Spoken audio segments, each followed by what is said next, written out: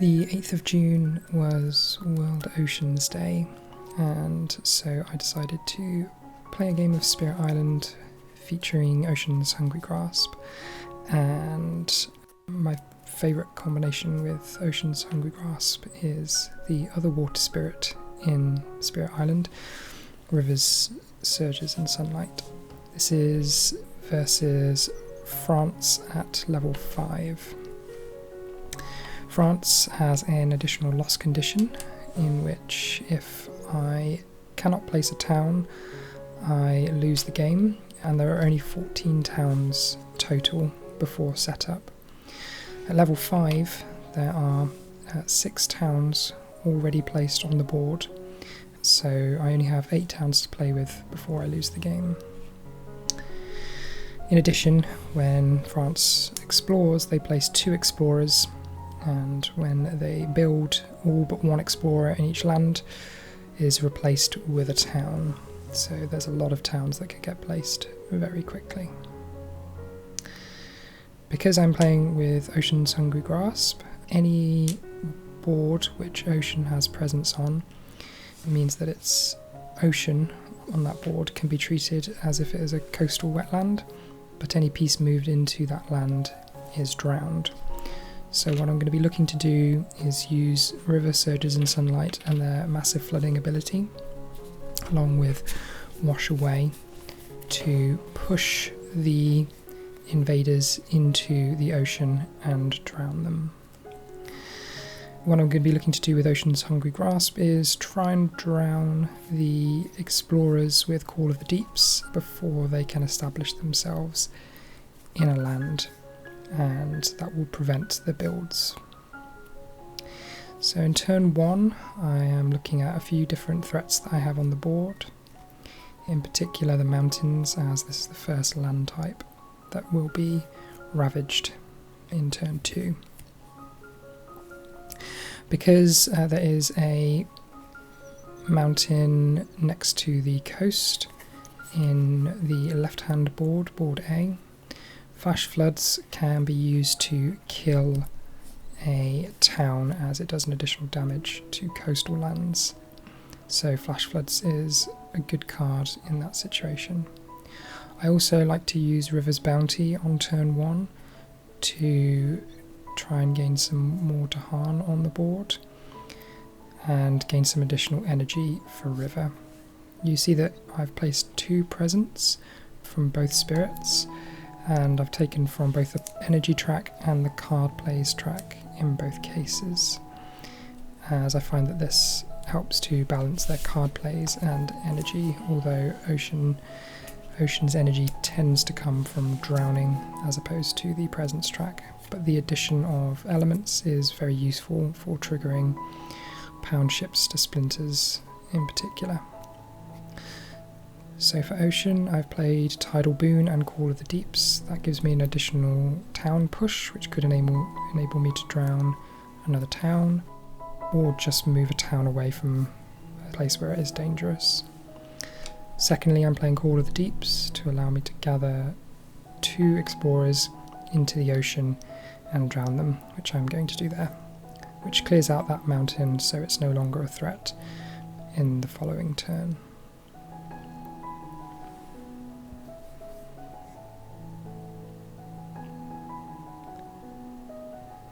At this point I'm thinking through my options for how to use the other abilities that I have, which include Massive Flooding and Tidal Boon in the slow phase and Flash Floods now. And as I said, I think the best use of Flash Floods there is to take out that town in the mountain, which gains me a fear and means that there won't be a city placed in the mountain. France, one of their abilities, Triangle Trade, is that when a city is placed on a coastal land, there is an additional town that gets placed in an adjacent land, which I want to avoid as much as possible. So preventing coastal cities from being built will be a priority in this game. Going into the build phase, the invaders do start to establish themselves, with additional towns being placed in the mountains and 1 city at the top of the right board there. Card I flip is Jungle for the Explorer, which is actually not bad as there are 2 jungles on the coast, one on board A, one on board C, which is quite good for Ocean's Hungry Grasp. It tends to be more difficult when there are fewer lands on the coast, such as the Sands, where Ocean is less able to affect.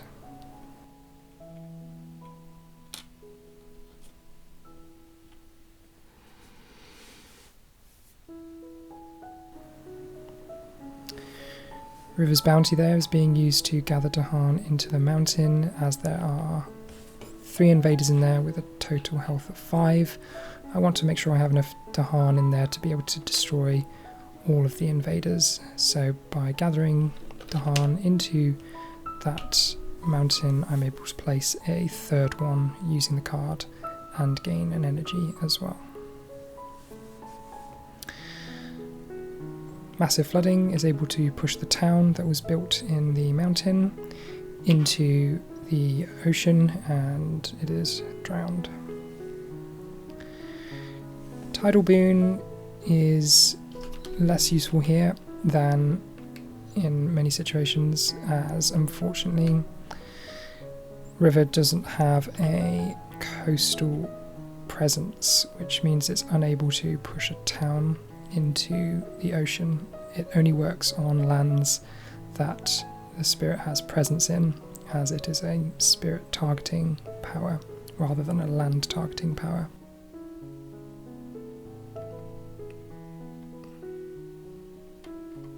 So I decide to push one of the towns out of that mountain into the wetland, and this is a strategy I adopt quite a lot as River, which is to pick a land that I will designate as my massive flooding zone and push as many towns and explorers into it as I possibly can, and before it triggers in the invader ravage step, I will play massive flooding at its highest level if possible to destroy every town and explorer in that land.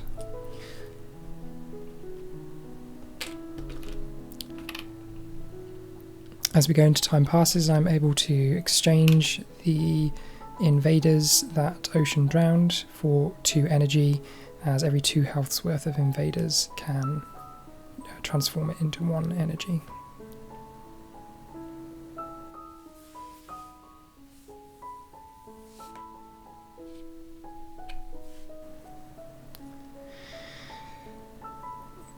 I tend to plan out my reclaim cycles with River, ensuring that I place double presence in one part of the reclaim cycle and then gain a power card in the second part of the reclaim cycle. This allows me to have more options, as Boon of Vigour is a fairly difficult card to make impactful early on, so having an additional option, particularly a defense card, is very useful at this stage in the game.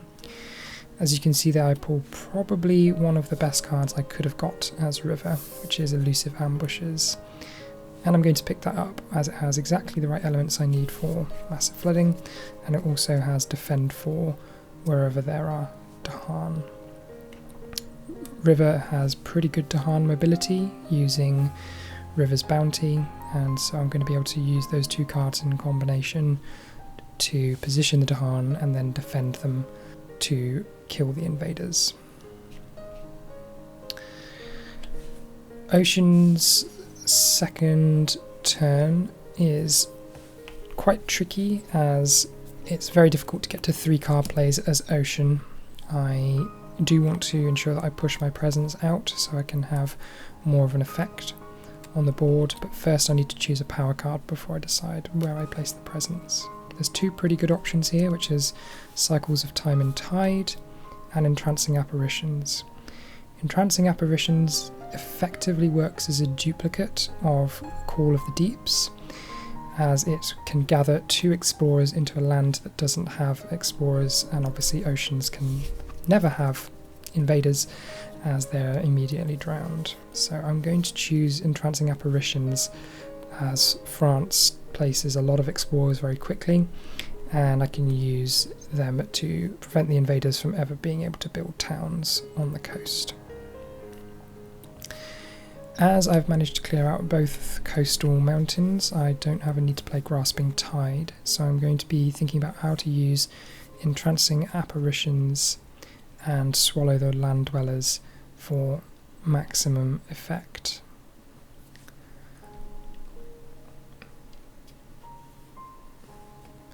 There are currently 7 towns on the board, which means there are 7 available to be placed.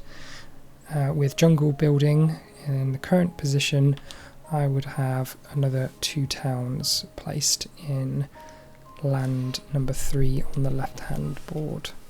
1 explorer would be replaced by a town, and then they would build an additional town.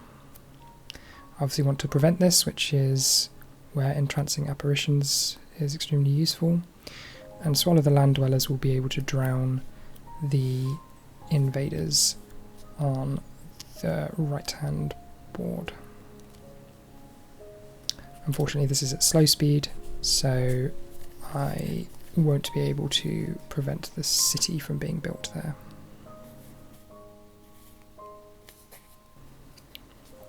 Elusive Ambushes is obviously a good card in this situation, as I can defend that centre mountain with the 3 Dahan, and that will enable them to take out the town and the explorer. And Wash Away will enable me to push some more invaders outside of a dangerous area, potentially into the ocean.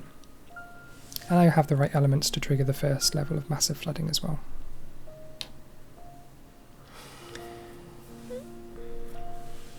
One of the tricky things about playing as River is the balance between card plays and energy. It's very tempting to race up the card plays track as River, particularly to get to the Reclaim 1, and I think in many situations that is correct. But one of the problems with both of the energy spirits is that their energy generation can be extremely variable.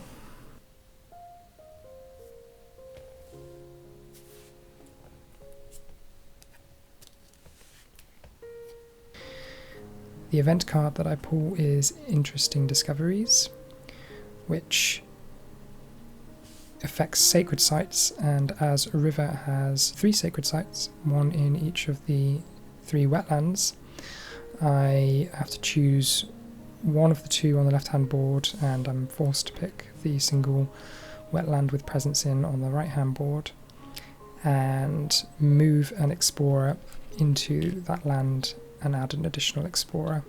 This is actually quite good for me, as it means I'm putting more explorers into the wetland that I plan to eliminate using massive flooding.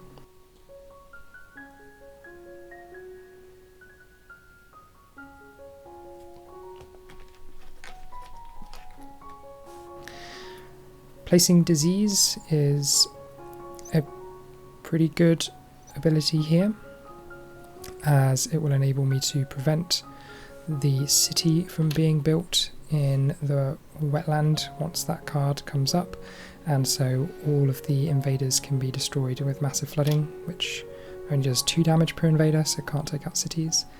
The second disease goes where the jungle is at the bottom, as they're about to build there, and once again I can prevent a city from being built.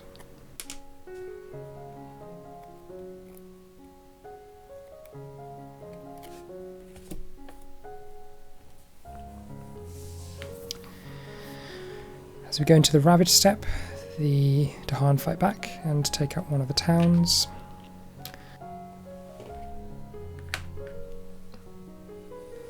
Only the mountain at the top on the right hand board is affected.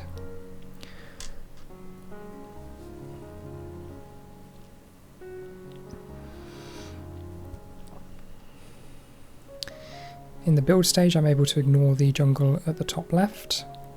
The disease prevents the build in the bottom. There is a city that appears on the coast. which triggers triangle trade, thus placing a town in the sands. You'll notice I choose to place it in the sands there, as towns are fairly easy to deal with as ocean, especially if I already have presence there.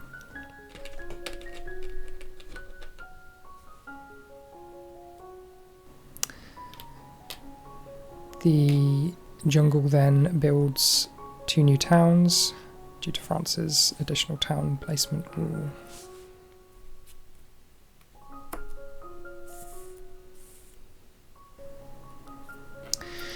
Sands is the next explore card, which does present a few problems for me, as one of the sands has already been blighted on the left hand side, and that is obviously an area I want to prevent, particularly as I have surrounded it with presence, so a blight cascade would be very detrimental to me at this stage.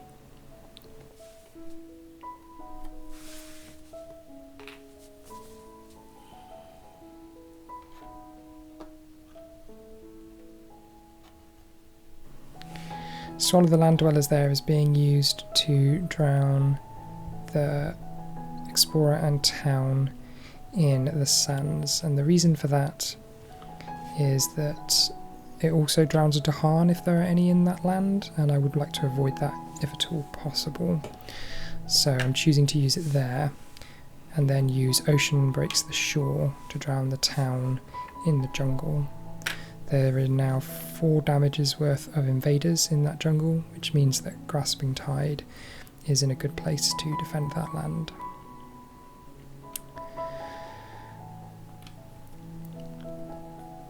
I also have Wash Away to trigger now, and I have a few options for where I could use this. I could clear out some of the explorers in the top wetland by pushing them into the ocean, or I could move the explorer and town in the jungle away so that they no longer ravage, or indeed I could push the 2 explorers from the sands into the wetland, which is what I choose to do, as this gives me additional options for drowning and prevents them from building in a land that I would really like to avoid. I use Massive Flooding to push the town away from the jungle so that it isn't a problem for next turn. This leaves me with just one more problem, which is the jungle at the top right. There are currently 7 towns on the board again, so I'm back to the position of having 7 towns on the board, 7 towns left in the supply. I opt to go for a major power here with Ocean, as I have 4 energy thanks to both Drowning of Pieces and the additional energy from my growth. Of these options, Paralyzing Fright is always a good pickup. Rapid Wings of Sunlight less so, as I am not a very Dahan focused spirit as Ocean. I opt for Sea Monsters, however, as it does give me the ability to easily kill cities, which is quite difficult to do as Ocean until you get to the higher levels of Ocean Breaks the Shore. It also generates additional fear, which will enable me to get to the higher terror levels quicker.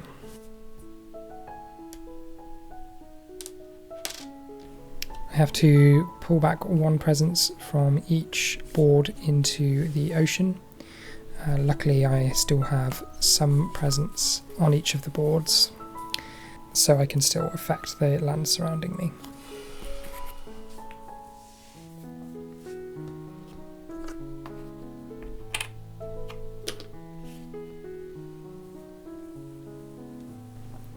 I'm also reclaiming as river. This does mean I gain an additional energy and a power card. With only 1 energy currently as river and 2 more coming in, I opt for a minor power, as I'm not at the stage where I can reliably play mages. I do draw a very solid choice for river here, which is sky stretches to shore. It has, again, very strong elements for me, with both water, sun and earth. And I am able to use it to trigger one of my slow powers in the fast phase. If nothing else, that can be used to do massive flooding, which will potentially get me out of a problem situation, or indeed clear out a land at fast speed if I'm at the higher levels. And being able to do this in the fast phase is very strong. Problems on the board this turn are the jungle in the top right and the jungle next to the ocean on board C. Grasping Tide will be able to deal with the latter one of those.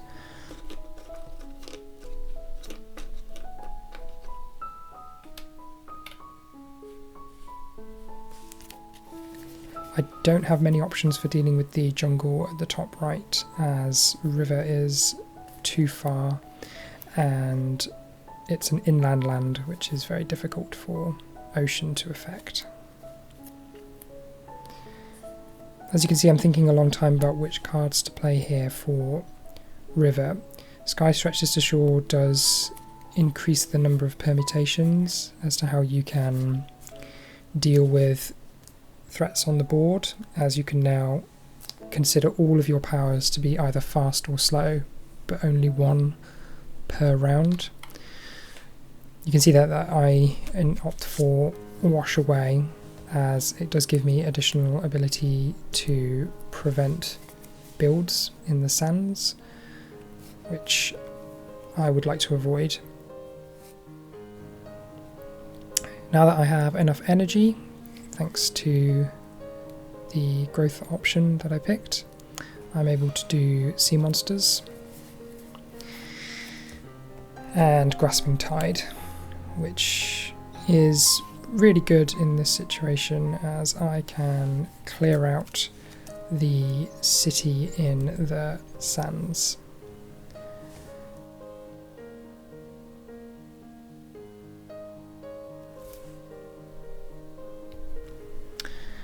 Sky Stretches to Shore is being used to make Wash Away go fast, and you can see I'm using it, as I said, to once again move invaders into that wetland, where eventually I'll hope to trigger large massive flooding. Grasping Tide generates 2 fear, which triggers my first fear card. You can see I'm using a system there that is a bit different compared to my previous video, in which I have the event deck in the earned fear cards slot, and I put earned fear cards on top of the event deck. What this allows you to do is to pick up all of the earned fear cards plus 1 event card, and then turn them all over, and then you can trigger them in 1 stack, which does save space on the board. The event card is New Species Spread, which is actually not a bad card to draw in this situation, particularly as Ocean does generate a number of moons, so I could quite easily be in a position to trigger the Transmute to the Worst of the Species option. But at this stage I don't have the energy to do that, so I do have to trigger Let the Invasive Species Bloom. The card does then get shuffled in, so I can make sure to prepare for it in 2 turns' time.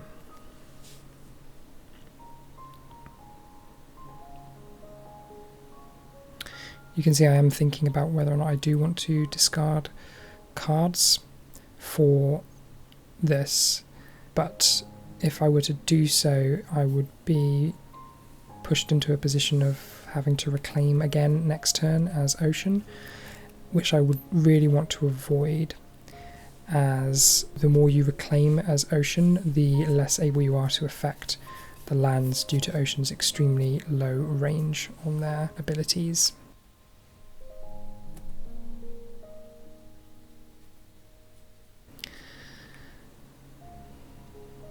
So I draw 2 minor powers.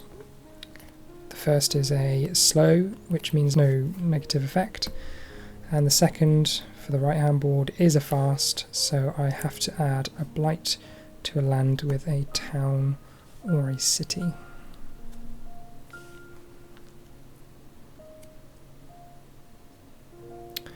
I choose to add it to the sands there, as I have a plan for dealing with that.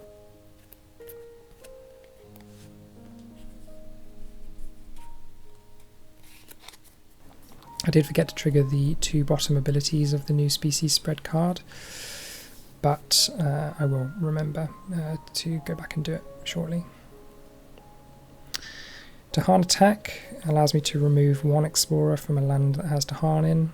Not a very strong fear card, particularly as Dahan tend to wipe out the invaders anyway, and as you can see there aren't many locations on the board that have Dahan and explorers. There is one in the jungle on the right hand side, but the Dahan is going to kill that explorer anyway in the ravage phase, so I choose to take one from the wetland at the top.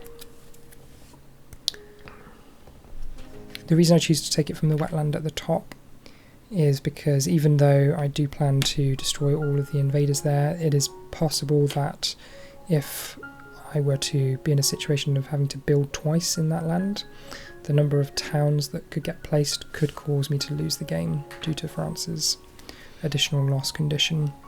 So by removing 1 explorer, it reduces the chances of that being a threat and buys me some additional time.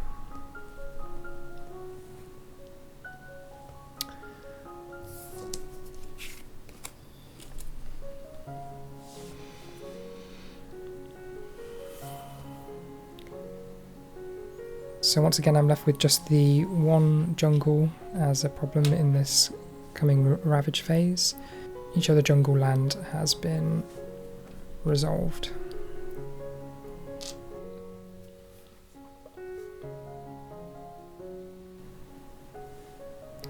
The disease placement from the event there is really useful, as I've been able to prevent a number of builds in the sands. My first stage 2 card is Coastal Lands, which is ideal if you're playing as Ocean's Hungry Grasp. The fact that you don't have an escalation effect is really good, particularly when you're playing at this level difficulty, but coastal lands are so easily controlled by Ocean that I am now in quite a good spot, assuming that I'm able to drown some of those explorers before they can establish themselves. I'm also in a good spot in terms of the number of towns that are currently on the board, as there are currently 2 on the left hand board and 5 on the right hand board. Once I can start to clear some of those out, particularly with River's massive flooding ability, I will be quite safe in terms of the France loss condition. Sea monsters, as I said there, is being used to destroy that city in the sands, which means it's no longer a threat for the upcoming ravage. There is an additional damage now, thanks to the blight that was placed, and so I'm able to clear out the sands entirely.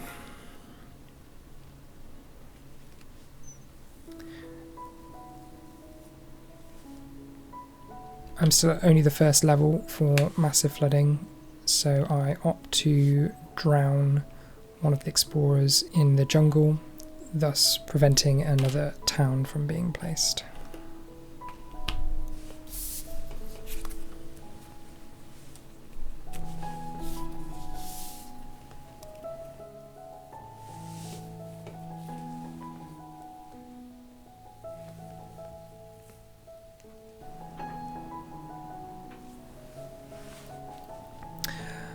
I do choose now to place 2 presents in the ocean.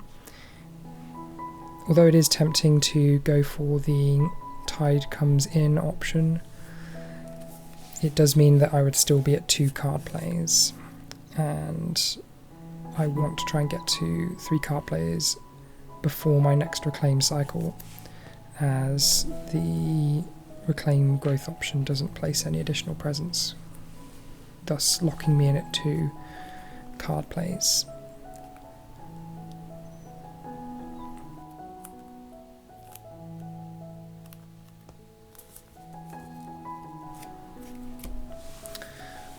I also go for reclaim 1 on River's presence track and get to 3 card plays additionally. I leap over to the final wetland there, which means I now have 1 presence in each of the wetlands and access to every land except for the mountain at the bottom right, which is a good spot to be in for River, as it gives me a lot of options for pushing and otherwise triggering massive flooding. As I'm now able to play 3 cards, I can get to the 3rd level of massive flooding, which does 2 damage and pushes 3 explorers or towns, and so I'm going to be able to start clearing out some of these more built up areas. I'm choosing to play elusive ambushes, as there is still 1 remaining sands that needs to be sorted out, and as Azadahan there, I can play elusive ambushes, which is a requirement for that card, and the Dahan will be able to kill the final town.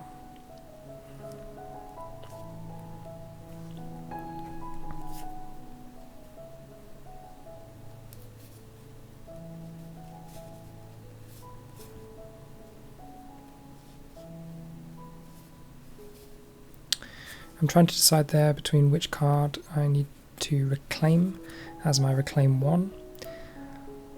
I am considering Wash Away for the additional pushing power.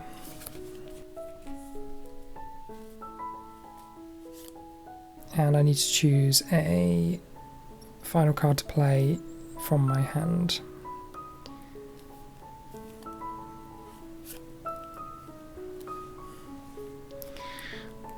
Boon of Vigour is a good card to choose if you don't have any specific requirements for the turn that you're facing, as gaining the additional energy can push you towards the ability to play mages more easily, while it is more powerful if you play it on your ally.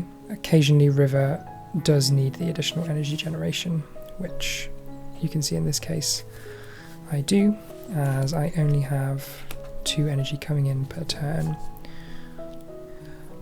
I choose to swap out Wash Away for Sky Stretches to Shore, for the reason that I am able to then trigger massive flooding in the fast phase, whereas Wash Away would still need to be triggered in the slow phase.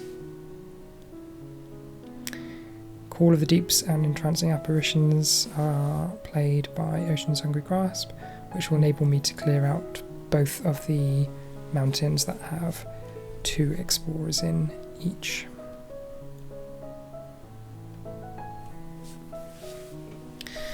Also, with both Call of the Deeps and Entrancing Apparitions, I'm able to hit the top level of Pound Ships to Splinters, which generates 3 additional fear and gets me another fear card for this turn. Those 2 cards are now Drowning the Explorers.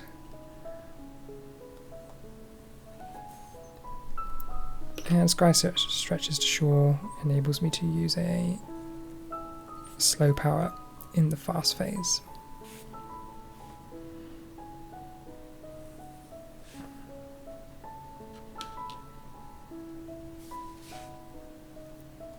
I am considering using Swallow the Land Dwellers, as It can also trigger an ally's power fast. That would mean that I end up drowning a Dahan. The reason that I'm able to do that, even though the range is 0, is that Sky Stretches to Shore also grants you a range bonus, but only for the purposes of targeting coastal lands. I'm then able to exchange those invaders for some more energy, which will put me in a position to play sea monsters again next turn. Elusive Ambush is there, defending the sands, which is the only problem spot this turn.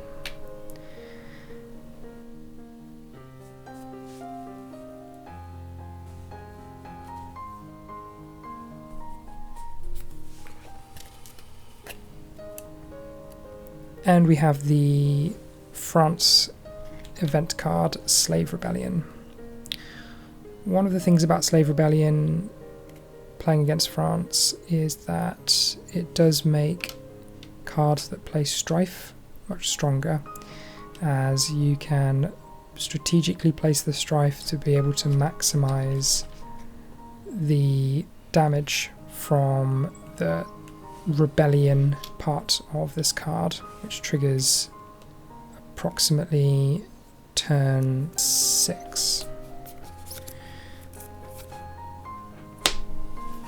But this is only the first time that the card is triggered, and thus I place 2 Strife, but there is no significant damage.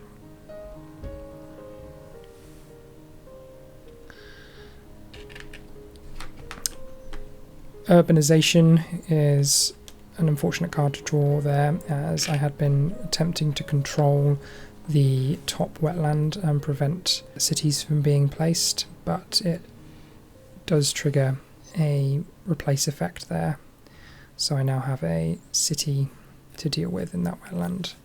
This isn't a huge issue, as I can do the final damage with flash floods, but it does mean I have to have the energy to play that card, which is River's most expensive card early on.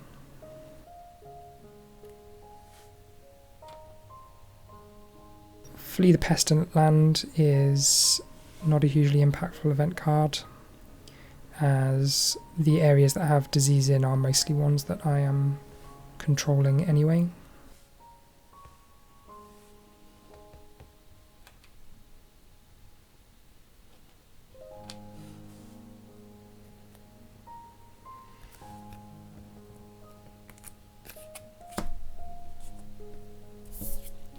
Slave Rebellion then gets shuffled back in. You'll notice that I did forget to trigger the bottom ability of Slave Rebellion, which would have killed that town in the mountain, as it does 1 damage per Dahan in the land if an invader has Strife. It also would have replaced that town with another Dahan, so that's quite a big miss there, and you'll see does have some impact later on in the game. The Ravage completely clears out the sands, meaning that's my first land type in the game which is completely clear of invaders, which is always good to see. And the disease prevents the build in the upper coastal land, leaving just the single jungle that is built in. Mountains is the next card type to be revealed with escalation. The escalation for France is you choose a land of the type that was just revealed, and if it has a town or a city you place a blight. If it doesn't, you build a town. The choice is often between whether you're more likely to lose due to towns or you're more likely to lose due to blight. At this stage, because I don't know what the blight card is, and I'm only 1 blight away from being flipped, I definitely don't want to choose the blight option. So I will be choosing the 2 lands that don't have towns or cities in, and placing a town in each.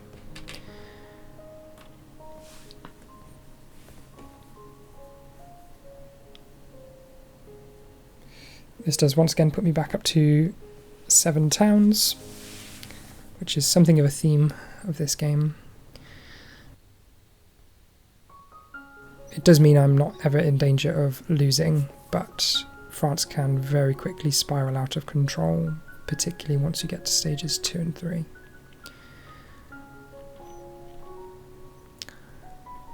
Massive flooding is now able to do quite significant damage, particularly on the coasts where it can push the invaders into the ocean. So I'm able to destroy a couple of the invaders with the damage and then push the remainder into the ocean there. Ocean Breaks the Shore is able to drown another town, and that's it for my slow powers. Everything else was triggered in the fast phase.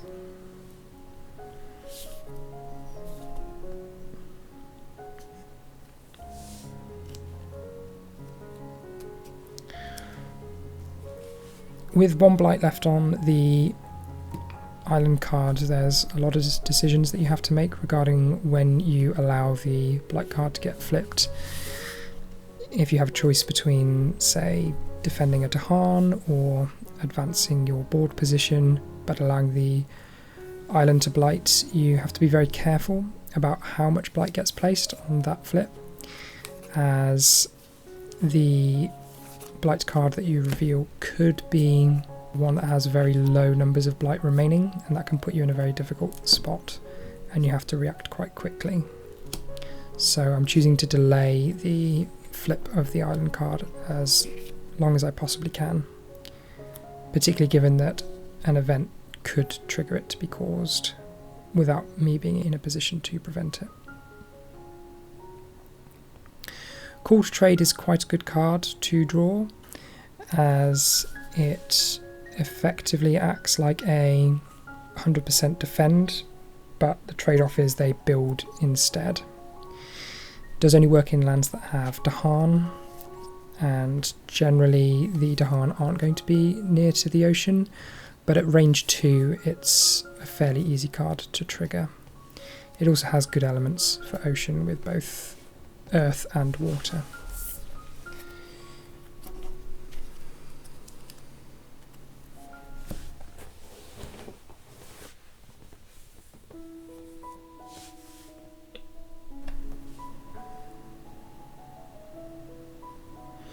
I am deciding there whether or not I want to reclaim as river or place an additional presence down, so that when I do reclaim next turn I'll be in a position to reach the top level of massive flooding. Due to the Reclaim 1 ability, I will be able to go to 3 cards in hand, but I won't be able to play 4 this turn. I do choose to draw Major Power, as I'm going to gain some additional energy from River's Bounty. The options I draw there aren't particularly strong. Cast Down into the Briny Deep, which obviously has the elements that I would really want as River, is also the most expensive card, and I haven't invested enough in my energy track to make it sustainable.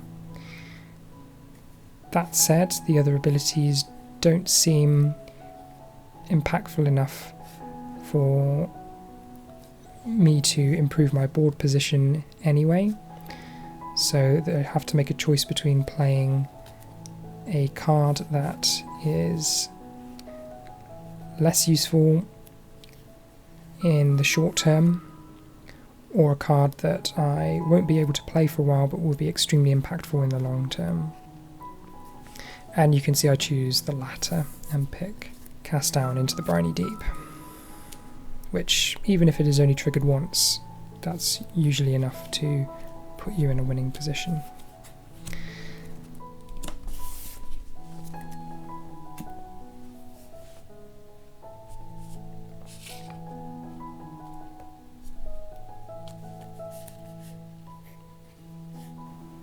As I only have the ability to play 3 cards now, I instead choose to place the presence from the top track.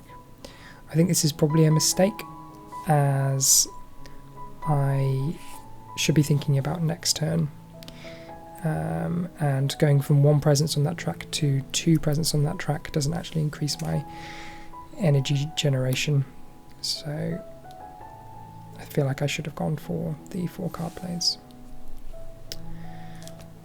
I get 1 reclaim card now, so I have to choose between elusive ambushes, sky stretches to shore, or wash away. As there are still some problem areas on the coast, in particular the wetland at the top and the mountain at the bottom right, I am strongly considering taking elusive ambushes. A combination of flash floods plus elusive ambushes would be enough to deal with that wetland at the top, as it would leave just 1 damage remaining from one of the explorers.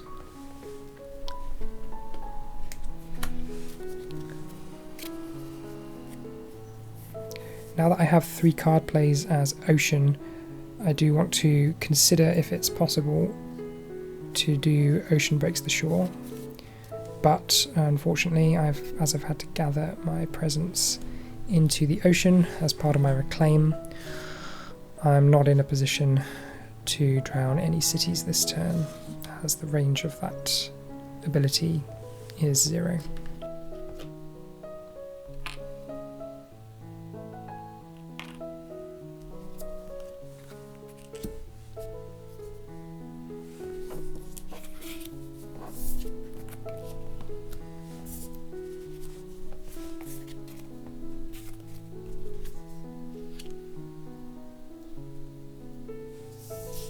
Instead I choose to play Sea Monsters. This is a good time to play that card, as there are cities that I do want to deal with. Grasping Tide will provide some additional defense in one of those coastal lands.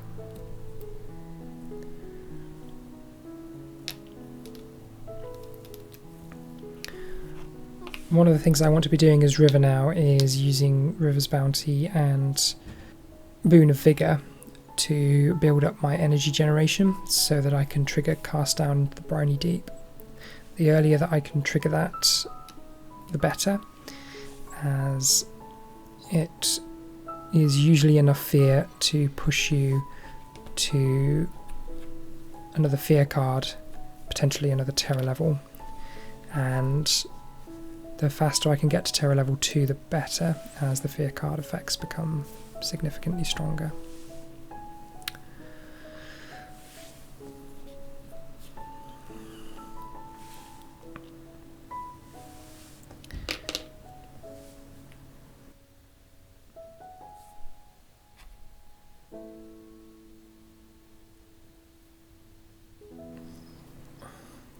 Initially I do use flash floods there to kill that town, as it's usually a good idea to take out towns where possible against France, although this is a mistake as I am intending to use Call to Trade there, which, as I said, prevents the ravage from taking place, so there is actually not much point killing that town. There are better places to use flash floods. I'm using Grasping Tide on the mountain at the bottom right. And as you can see, I decided to change my choice for flash floods and instead take out 2 explorers in the top wetland, which now means elusive ambushes can sufficiently defend the coastal wetland at the top. As the mountain at the bottom right is being defended, it's actually pulling double duty. The Dahan will finish off the 2 explorers in the Ravage step, thus preventing any build. I draw new species spread once again, and this time I'm in quite a good position to be able to trigger transmute the worst of the species, as I can discard my cards with moon symbols on, including Cast Down to the Briny Deep for 2, Entrancing Apparitions for 2. I also have 2 in play, so an additional 2 from Call of the Deeps allows me to generate the 8 energy necessary to transmute the worst of the species. That generates 2 fear and places additional beasts. This does mean that if I place it in the land that I plan to attack with sea monsters, such as that jungle, I will be able to do additional damage.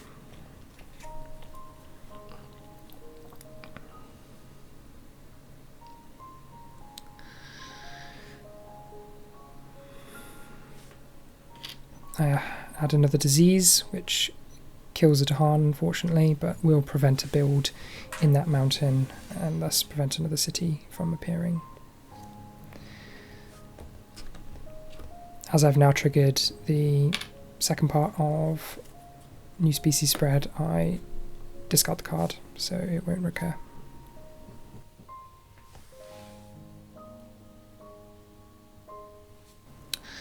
The Dahan there finishes off the remaining 2 explorers in the top wetland.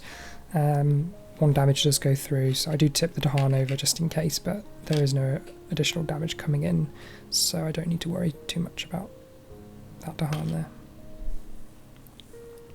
Another town is built in the bottom jungle, as Call to Trade turns it into a build, and the 2 explorers in the mountain are finished off.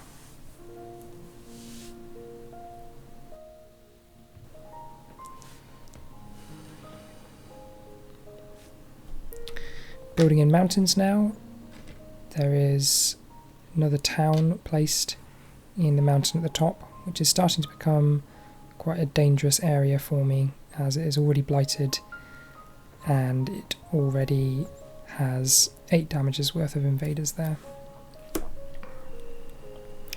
Finally, I have wetlands appear, which it does make my decision not to place a presence on the card plays track for river quite problematic, as I'm no longer able to trigger the top level of massive flooding before the invaders act in that wetland.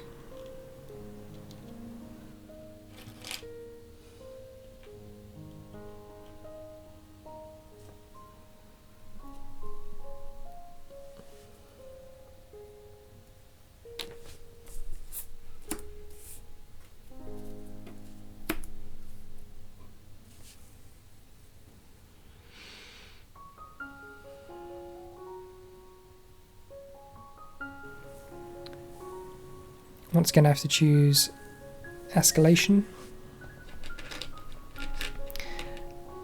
and again I want to avoid placing blight, so I opt to place 1 town in each of the 2 wetlands that don't have a town or city. Sea monsters, which is really doing some good work for me this game, clears out all but 1 of the towns, generating quite a lot of fear in the process. I believe that's 7 fear.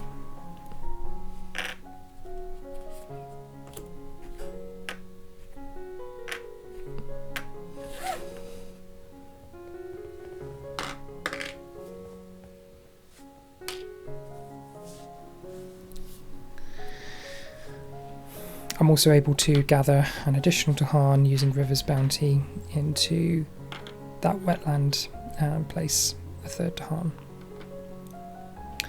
gaining more energy for River in preparation for an eventual cast down into the Briny Deep.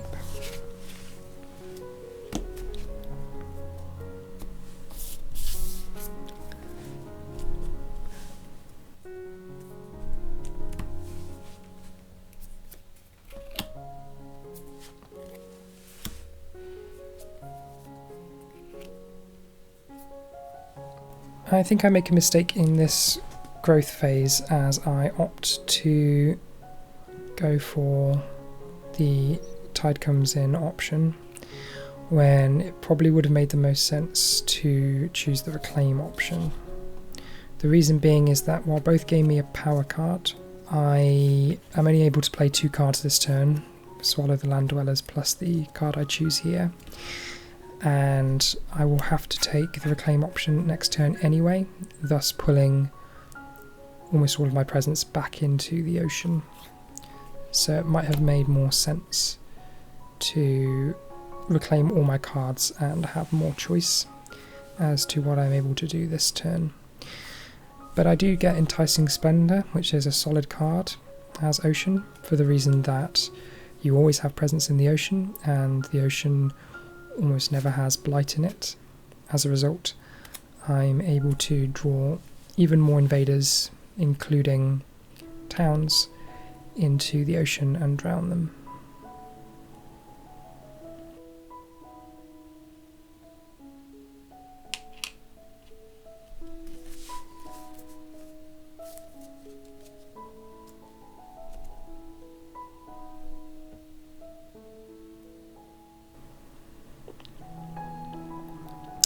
This is where not having the 4th card play as river really does hurt me quite a lot, as I'm not able to trigger the top line of massive flooding, and also don't gain any benefit from the energy placement that I chose last turn.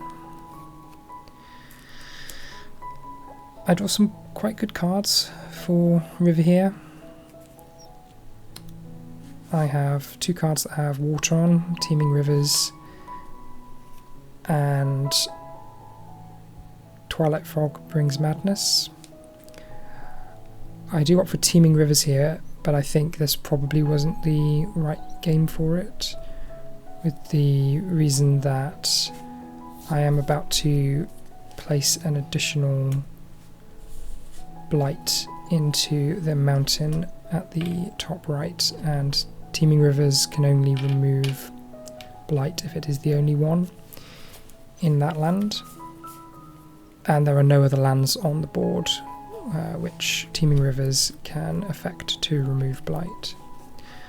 Also, blight removal is much weaker against France due to the slow healing ecosystem ability, which means that you have to remove 6 blight before it gets placed back onto the card, which is almost never going to happen unless you heavily invest in blight removal. It's only really useful for preventing blight cascades. It doesn't prevent you from losing the game.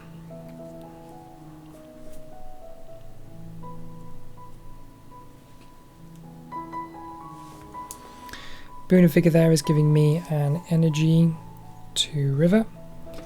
The reason I choose this as opposed to ocean is, once again, I need to build up to cast down into the briny deep as much as possible, and ocean's energy generation is quite a bit stronger due to the drowning abilities. Enticing Splendor drowns a town there, which puts me over the top for another fear card. This is a good position to be in, as I've just hit terror level 2 and I have 2 fear cards to trigger, which means both will be triggered at terror level 2. As much as possible you want to try and achieve this, as the terror level 2 fear cards are much more impactful than their terror level 1 counterparts.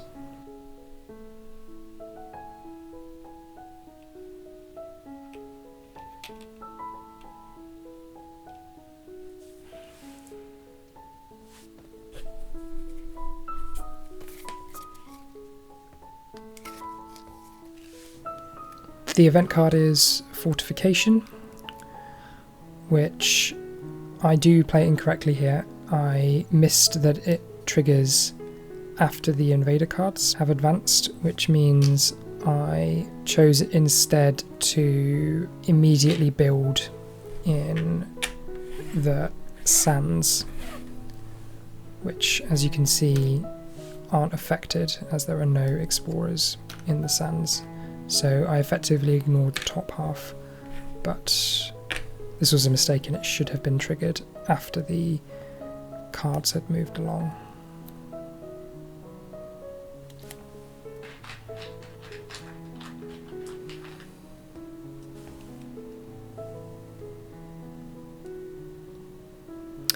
The beast attack was able to destroy 2 explorers and a town in the bottom jungle, which is really good for me as it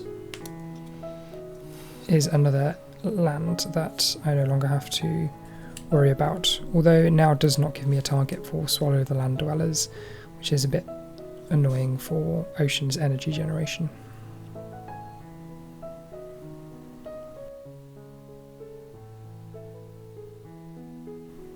Seek Safety can be a strong card in the right situation, as being able to move a town into a land with a city does tend to follow the rule of making one big problem as opposed to lots of little problems. Although in this instance it's not enough for me to prevent the one danger zone that I do face, which is the mountain at the top of board C.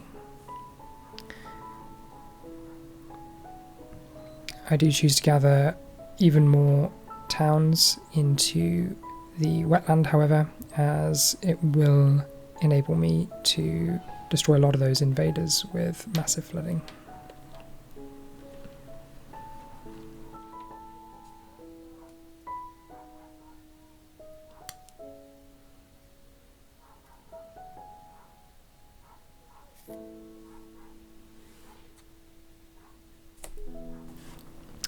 Dahan Threaten is a good card to draw against France, as Slave Rebellion, which is coming up in, I believe, 2 turns, is really useful. The additional strife ensures that even more invaders will take damage.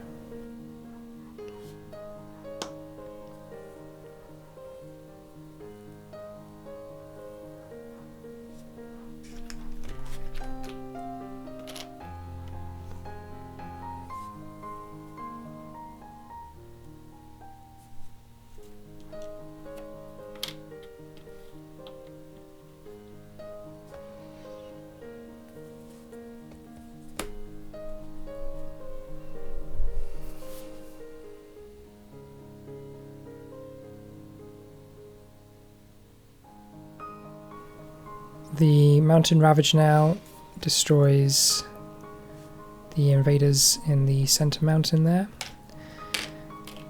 And I do now finally flip the Blight card and lose a presence from River.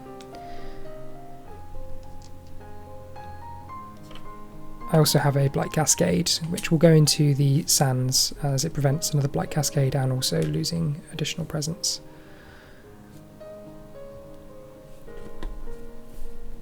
I do draw one of my favourite Blighted Island cards, which is Aid from Lesser Spirits. It is one of the ones that only places 2 Blight per player, which does mean I'm very close to losing the game now, as there will only be 3 Blight remaining after this cascade. But the ability is very strong if you pull good cards from the minor power deck. So I'll draw 3 cards, and each spirit will get to keep 1 and play it every turn for free. No card plays cost, no energy cost. So I'm looking for ones that synergize with their elements and ones that empower them.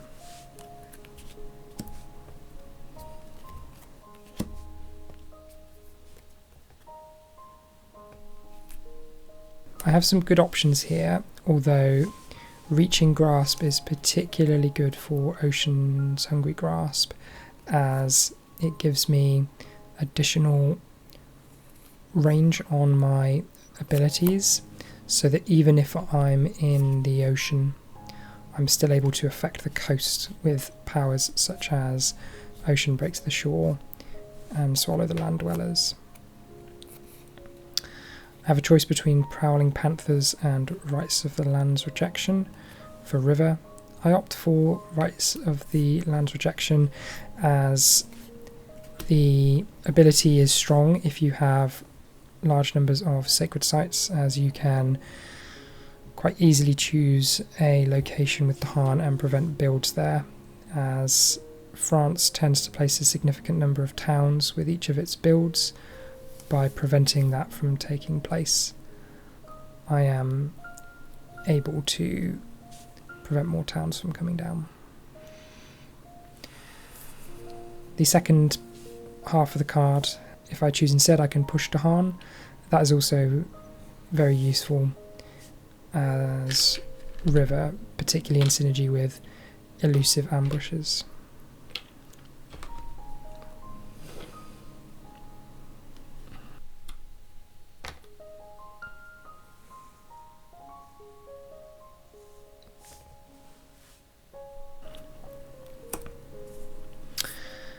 The final stage 2 card is Sands.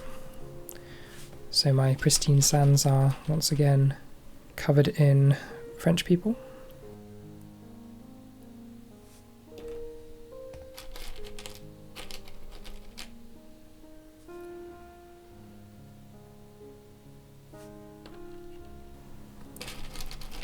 The escalation is quite good in this situation comparatively, as I have lots of choices for where to place the towns. As none of the sands have towns or cities in, I am not in a position where I will have to place blight, which is good as a number of the sands already have blight in. But I do need to be careful about where I place my towns due to the potential for a blight cascade. The most obvious one is the sand on the coast, as Ocean can quite easily deal with that town. The remaining one is less clear-cut. There is an argument to be made for land number 4, as I can push it into that wetland and then use Ocean's ability to drown multiple pieces at once. Or alternatively, I can place it in the sands at the bottom of board A, where a Dahan is, as this can be defended with elusive ambushes.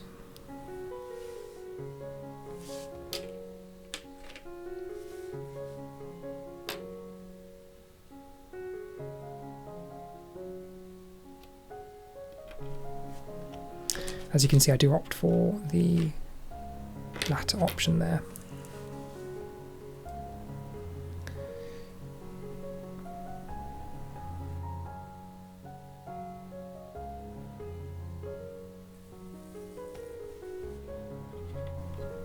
River's Bounty now moves Dahan into the wetland, placing another Dahan. I do like to end games with more Dahan than I started with. It does make me feel like I've achieved something. Also, by pushing them into the wetland, I'm able to defend that land from the invaders and do damage as well, and set up for a future move down into the sands at the bottom to clear out that land too.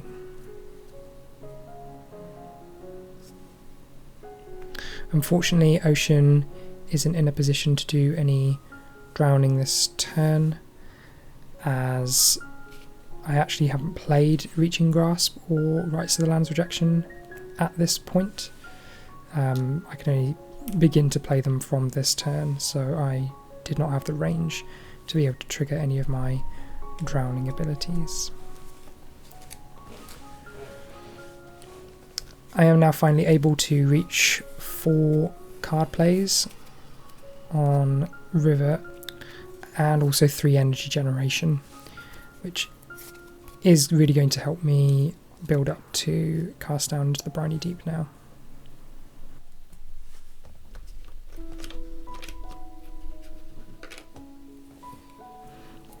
As you can see, I do have 10 energy there, so I could, if I wanted to, play cast down to the Briny Deep, but it would need to be in the slow phase, and I do have quite a few threats on the board that I need to deal with in the fast phase, in particular 3 wetlands, each of which has enough damage to cause a blight placement and thus lose river one of their presence. So I opt to go for a massive flooding and reclaim sky stretches to shore to be able to trigger it in the fast phase, which will enable me to clear out one of those problematic wetlands. Flash floods can be used to deal the remaining damage to the city, so that is one land that is entirely covered off.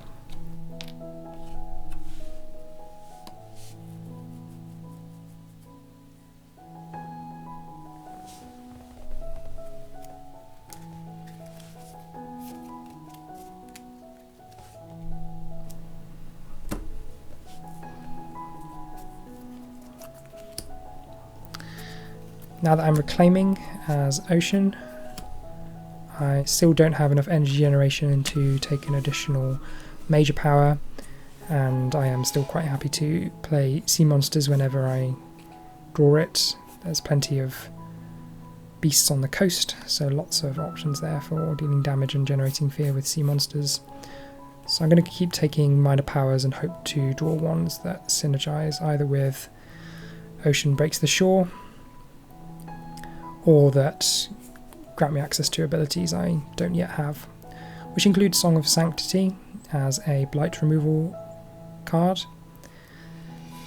This could be useful in a pinch to prevent a blight cascade, and none of the other powers help me hugely at this stage.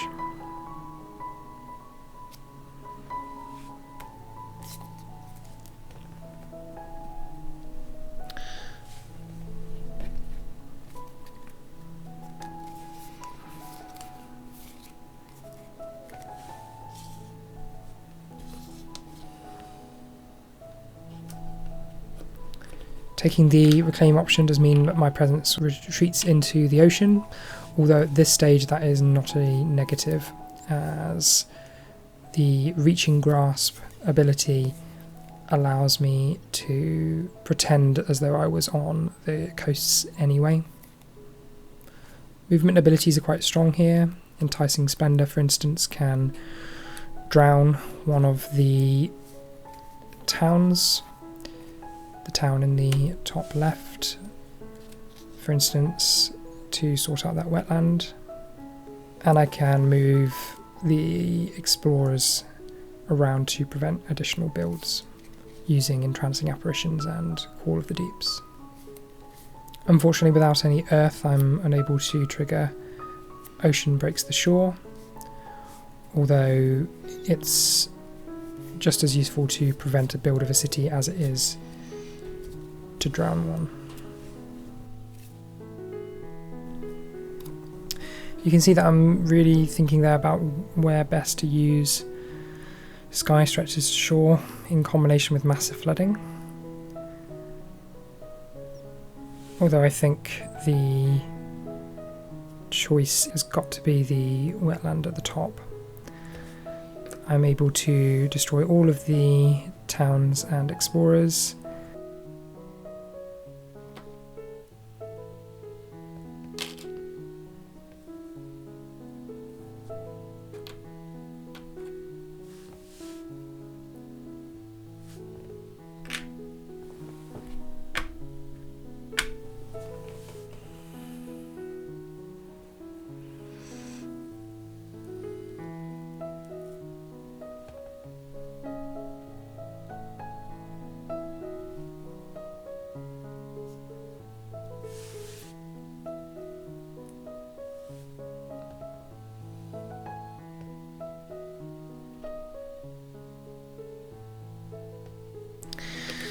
I think I do make a mistake here, as I choose to use Flash Floods to kill a town in the wetland at the top, thus leaving the city alive.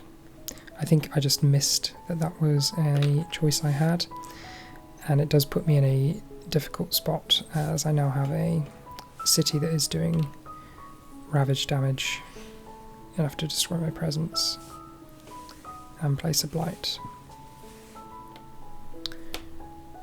Rights of the Land rejection there is being used to prevent a build in the sands at the bottom of board A. And I'm using both Enticing Splendor and Call of the Deeps to drown everybody in that sand. Again, preventing another build. I think the right way around would have been to use Flash Floods to kill the city in the wetland, and then Enticing Splendor to drown the town in the wetland at the top of board A, and leave the town in the sands on board C. Pound Ships to Splinters does get me to another fear card. And I'm able to use Entrancing Apparitions to move 2 of the explorers out of the middle sands, preventing another build.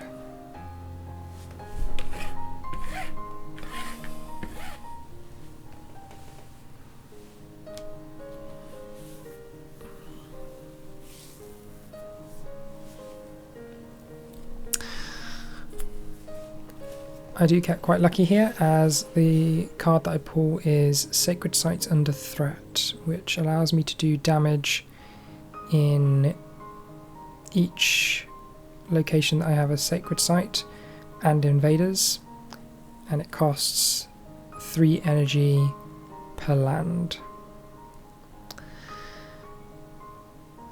As I have 3 lands where that is the case, the 3 wetlands on the left hand side, I need to find 9 energy somehow.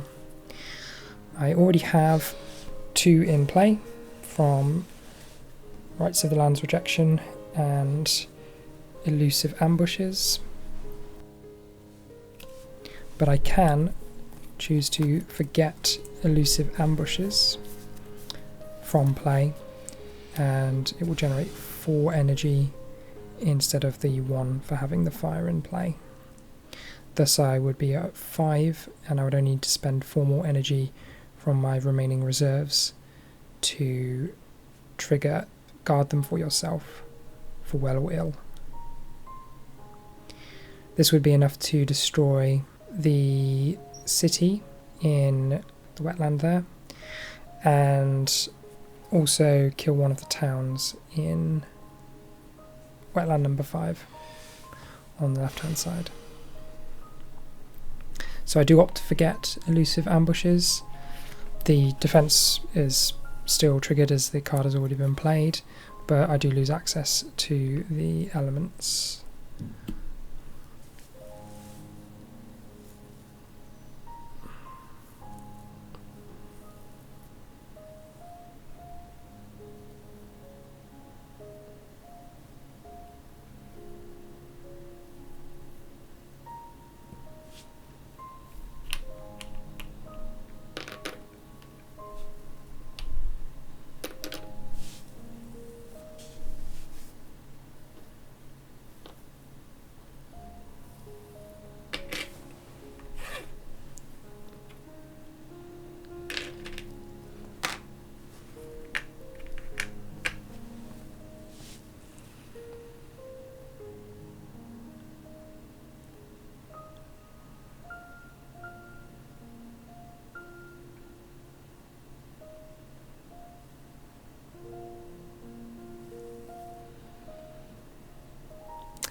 Beast Prowl allows me to move the beasts around the board and generates additional fear.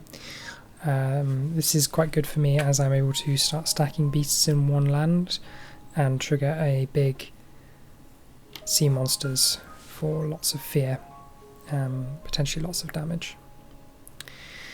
I'm also able to draw minor power as River, as I have well over 4 Dahan in River's lands. Drift Down into Slumber is a really solid card to get there, as it defends 4 in sands and jungles, and sands is the next land type to come up in Ravage.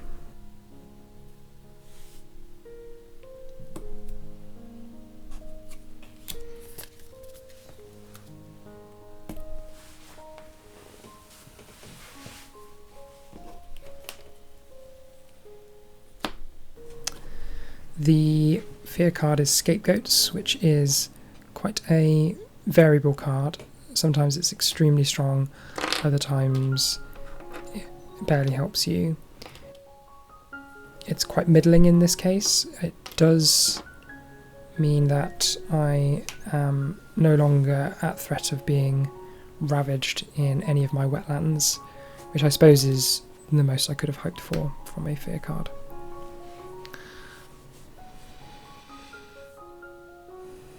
Going into the Ravage now, thanks to the Strife, the Dahan are safe from the city in the top wetland and destroy it, and my defence in the middle wetland is enough to finish off the cities there.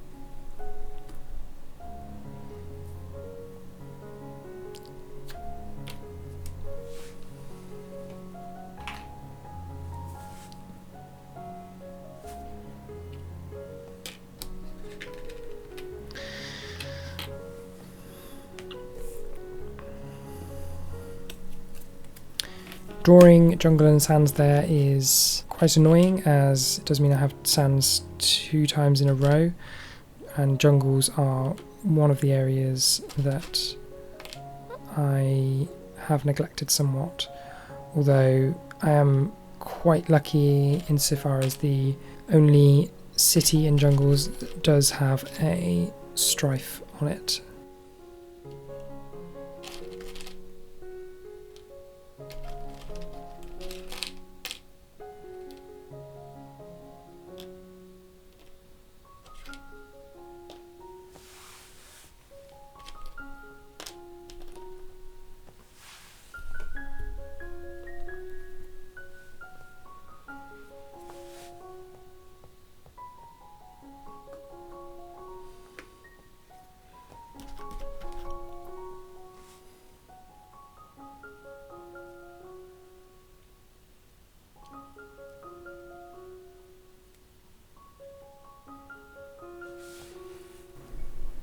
Teeming Rivers there is unable to be used to remove blight, as there are no mountains or wetlands that I can target for that purpose, so instead I do have to place a beast. I would love to be able to place it in the jungle, as it would give me another good target for sea monsters, but it has to be mountains or wetlands. So I choose to place it somewhere that it could potentially block any future invader expansions.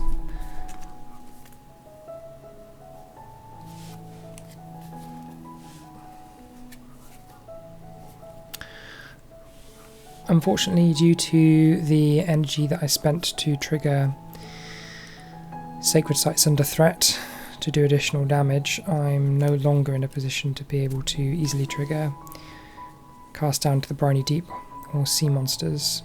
Those cards will have to wait until next turn.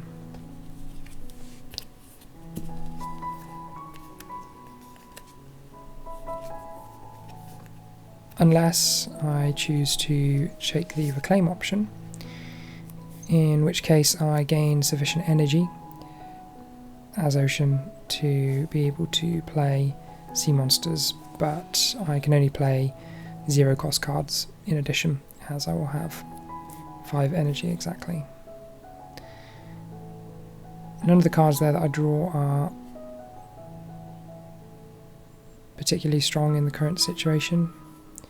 Encompassing Ward is often a strong card, but it's not very useful for Ocean, which often doesn't share lands with invaders for very long, and River has already got the defense they need.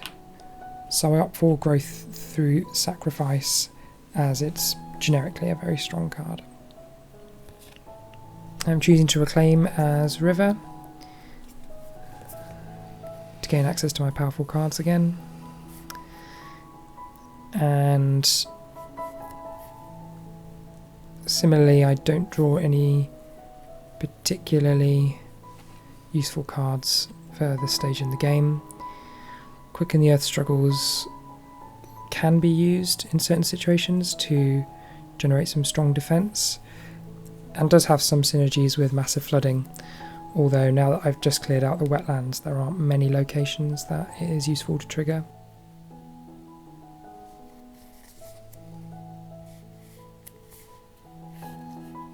I do opt for Poison Dew, as I'm able to potentially synergize it with Song of Sanctity to remove blight from a jungle.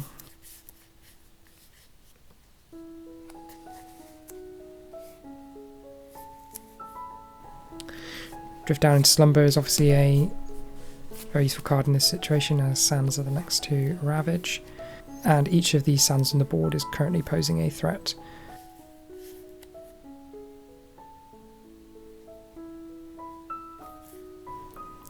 Unfortunately, by playing Drift Down into Slumber, which doesn't have the water or sun elements that I need to trigger massive flooding, I'm unable to get to that top line, as I'm still only on 4 card plays.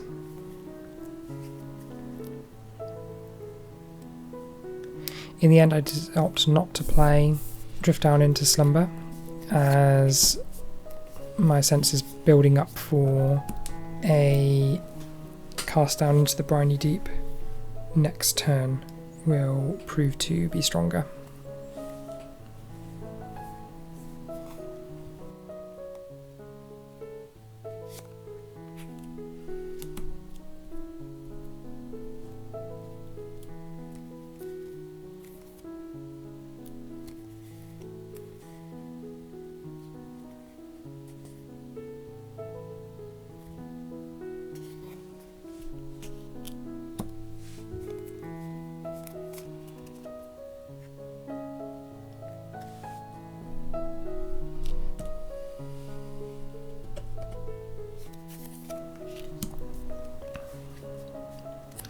As I have only 5 energy to spend as Ocean, I'm only able to play 0 cost cards along with sea monsters. So I choose to play Call of the Deeps, as there's several good targets for that with the number of explorers.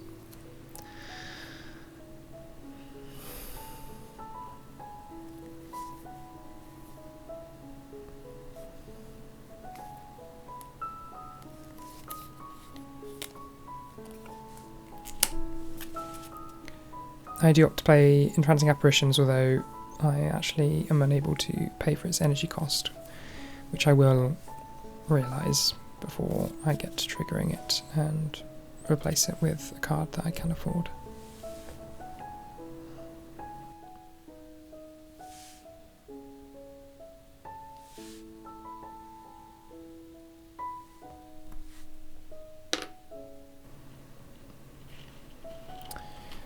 I use Sky Stretches to Shore to make massive flooding go fast and kill all of the invaders in the sands to the left. Boon of Vigour generates additional energy, and Rights of the Land's Rejection can prevent a build in the sands at the bottom. However, it's actually more useful for me to just push the 3 Dahan in, as if they can finish off some of those explorers and towns, then I'm better off, as it prevents the build subsequently. I do switch out Entrancing Apparitions for Enticing Splendour,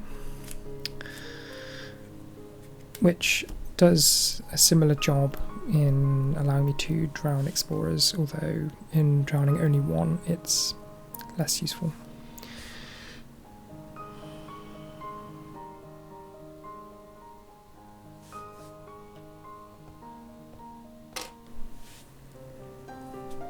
Call of the Deeps there, used to drown 2 explorers in the sands, thus preventing both the ravage and the build.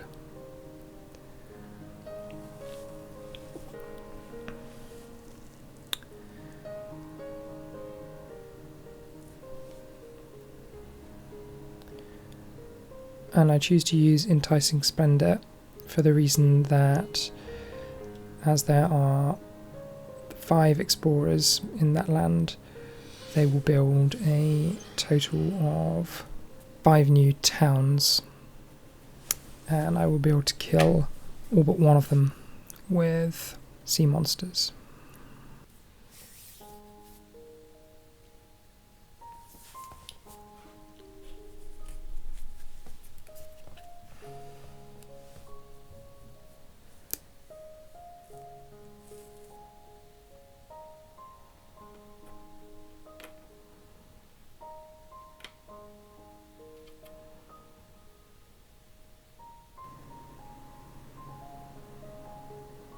Destroy one of the towns in the wetland, and then add strife to the remaining town on the sands, and an additional strife to the city in the top right jungle.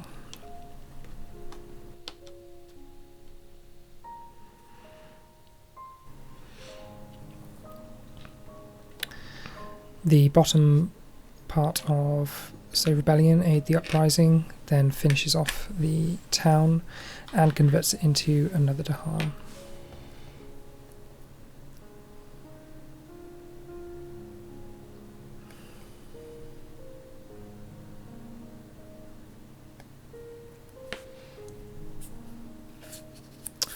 I now draw Cultural Assimilation, as you always play an additional event after Slave Rebellion. We're at terror level 2, so this triggers the top part of the card, replacing a Dahan with a town and doing all the hard work of the Slave Rebellion. Although luckily there is only 2 cities remaining on the board, and it needs 1 Dahan for it to have an effect, so luckily there is no effect. The beasts attack and help to destroy some of those explorers in the jungle.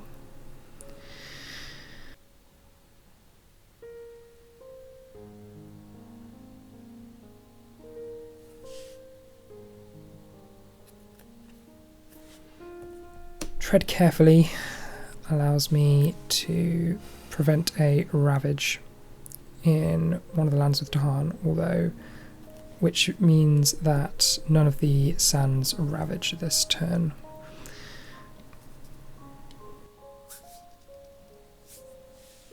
I could have chosen to allow the sands at the bottom of board A to ravage and do a blight there, but the Dahan would have finished off the explorers. This may have been the correct call, although with only 3 blight remaining I didn't want to risk it, so I chose instead to skip the ravage and allow them to proceed to build.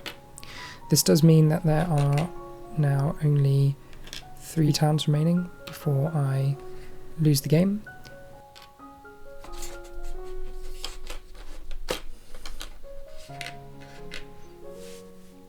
So I do need to be very careful, particularly in the upcoming build phase in the subsequent turn, as once again jungles are coming up and there are wetlands to worry about as well now.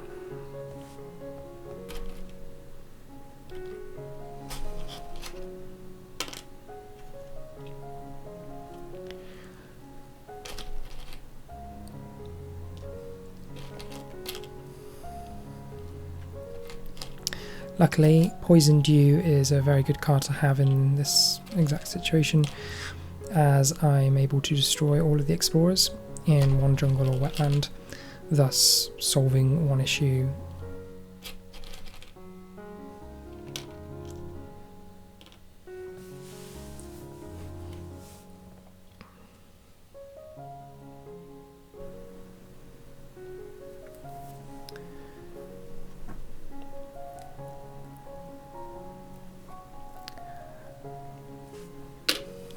there's only one real choice for sea monsters here, which is obviously the jungle, triggering 6 fear and killing the remaining invaders in that jungle, which solves both the next turn's ravage and build.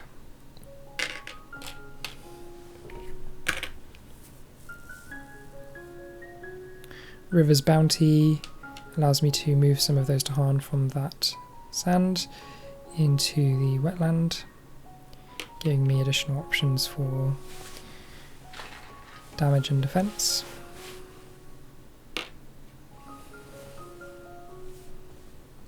And giving me an additional energy. Now I'm at 7 energy, I will be in a position to play Cast Down to the Briny Deep next turn. Poison Dew is able to destroy all the explorers in one of the wetlands.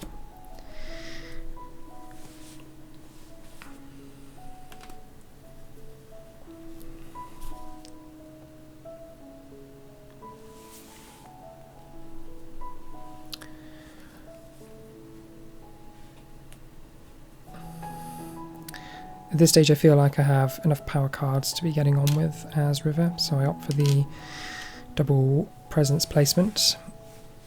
There aren't many choices now that usually change my board position for presence placement as River, so I opt to place some additional presence in my wetlands on the assumption that I could end up losing one to the ravaging, and having a backup still gives me options for massive flooding. However, as it is quite useful to have presence in some of the problematic lands, particularly for any range 0 cards, I instead choose to move one of my presence to the jungle at the top right of board C.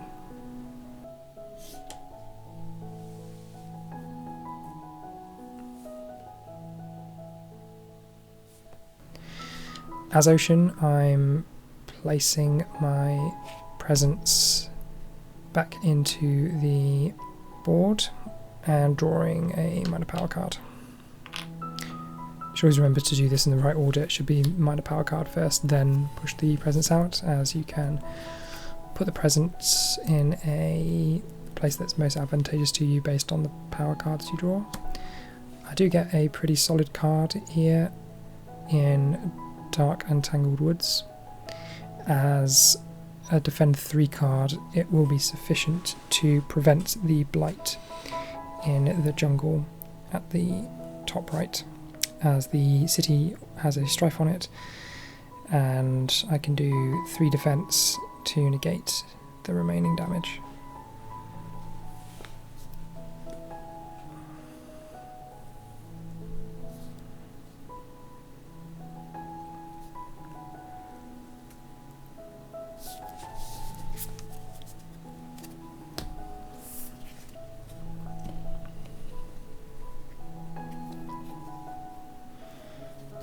With only 2 energy, I still need to be quite mindful about which cards I play. Ideally, I would like to be in a position to drown some invaders to gain some additional energy generation, hence entrancing apparitions, which can allow me to drown the 2 explorers in the wetland at fast speed.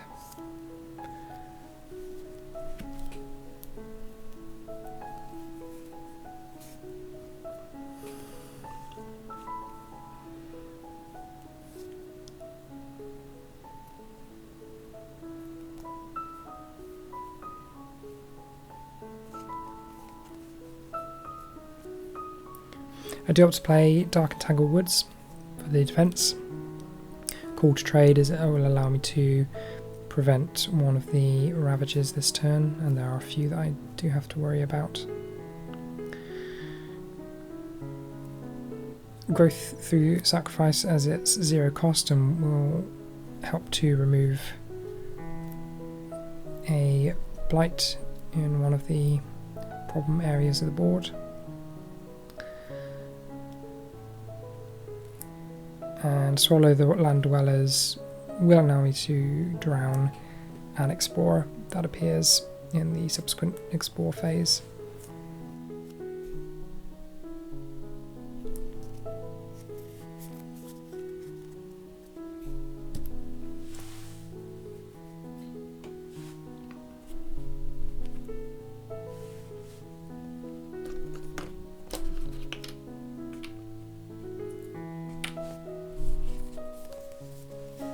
As river, I am now choosing to do cast down into the briny deep, and in particular I want to do this in the fast phase using sky stretchers to shore so that I can clear out the jungle at the top left, preventing it from ravaging and building.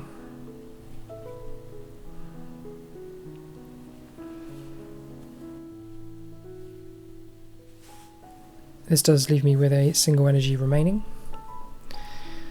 so I opt to play Drift Down into Slumber as a 0 cost card, which is very useful in this scenario for the defense, and Teeming Rivers as it gives me the elements I need to be able to trigger the middle line of massive flooding as well.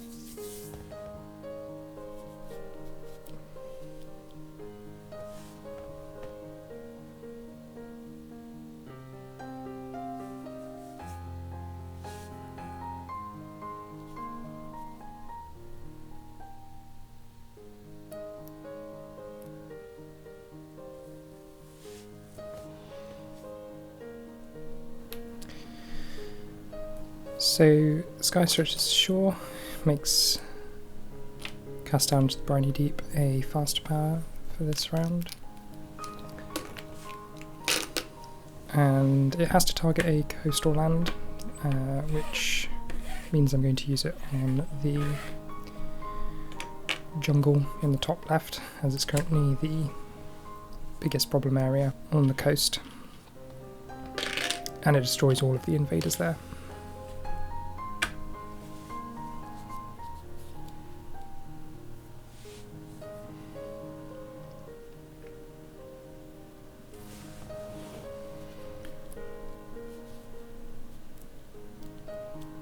Dark and Twisted Woods allows me to defend the jungle and generate some additional fear.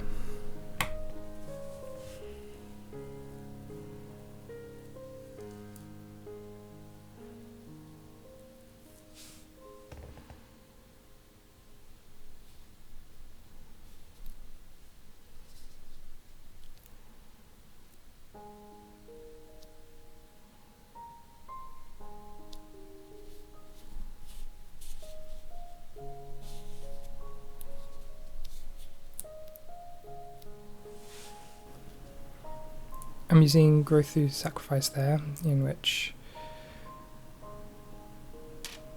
I destroy one of my presence in the ocean, as I do have excess presence, and that allows River to remove the blight from the jungle in the top right.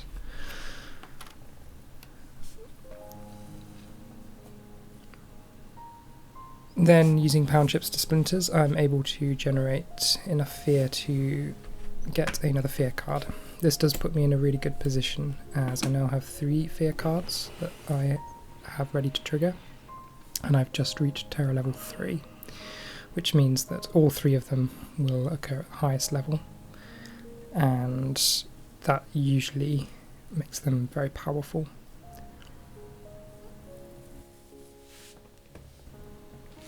call to trade is being used to prevent the ravage in that sands. This may have been a mistake, as this does allow them to build a city, which at this stage are still fairly difficult for me to kill reliably. And it may have been more advantageous to allow them to attack and then the Dahan to fight back, rather than place an additional city. But at this stage I'm still concerned about losing due to blight.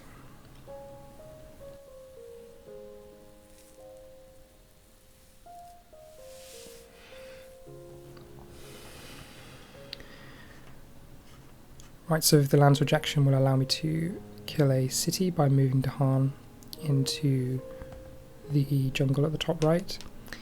Possibly may have made more sense to move the 3 Dahan from the mountain in the bottom right, as jungles and wetlands are coming up next, so keeping the Dahan in the wetland would have been better in that situation.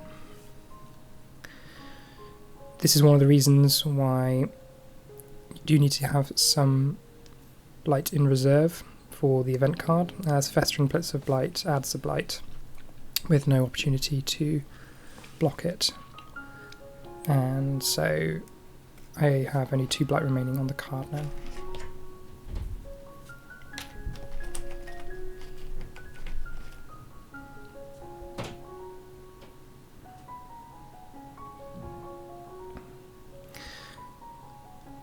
And I have to think about where to place my disease, knowing that it's not going to trigger this round. But what I am concerned about is those explorers building towns, and then those towns building cities if I draw a subsequent wetland card from the explore deck. So those disease will prevent a city from being built. Explorers are reluctant, does put me in a really good spot, as I no longer have to worry about any additional explore cards this round, and that means I can just control what's currently on the board. Panicked by Wild Beast doesn't do a great deal in this situation, as I have a lot of beasts stacked in one land rather than spread out across the board due to sea monsters. But I am able to prevent one of the builds in the wetland on board A, as they skip all actions in that land.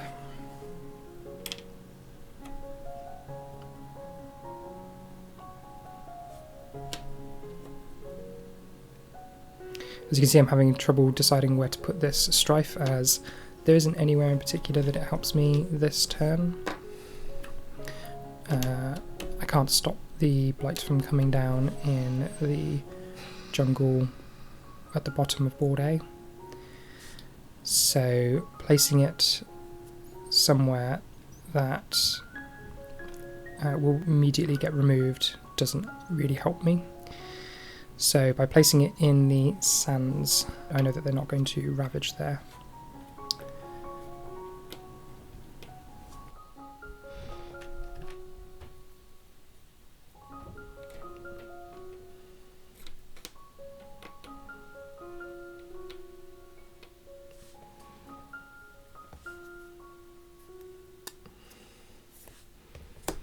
Overseas trade seems safer isn't hugely consequential, as I don't have to worry about any coastal jungle or sands this turn. They've all been dealt with already. So not the best run of fear cards there. I was hoping for some more Dahan attack to help me clear out the jungles and sands, but being able to prevent one build is still a good effect to have.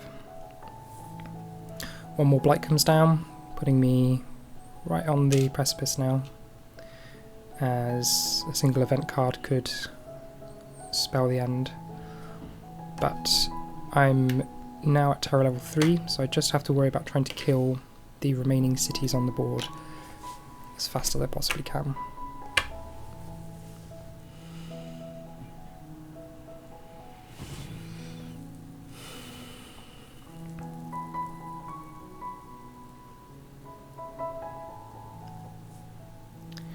Luckily I've never really hit the danger zone so far in terms of the number of towns placed, and so the French loss condition has not been something I've had to worry about extensively. But blight has been a persistent issue, particularly as the Aid from Lesser Spirits card has a very limited number of blight to work with. But I've got a lot of use out of Rights of the Land rejection and Reaching Grasps, so I can't complain.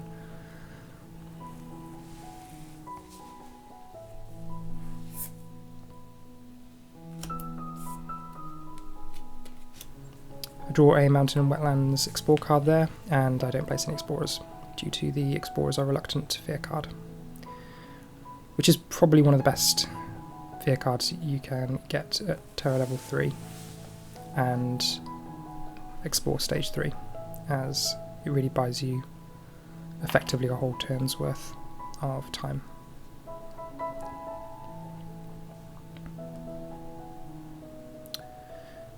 Swallow the Land Dwellers there, just being used to drown a single Explorer.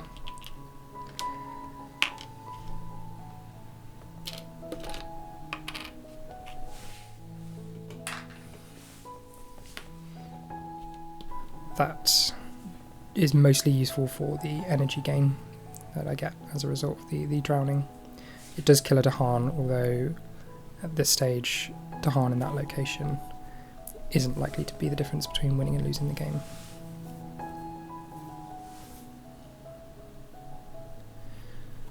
Once again, Teeming Rivers doesn't have any good targets, as there's no blight singular in mountain or wetland. So I choose to place an additional beast as an event card. Could be useful for damaging or destroying some of those towns.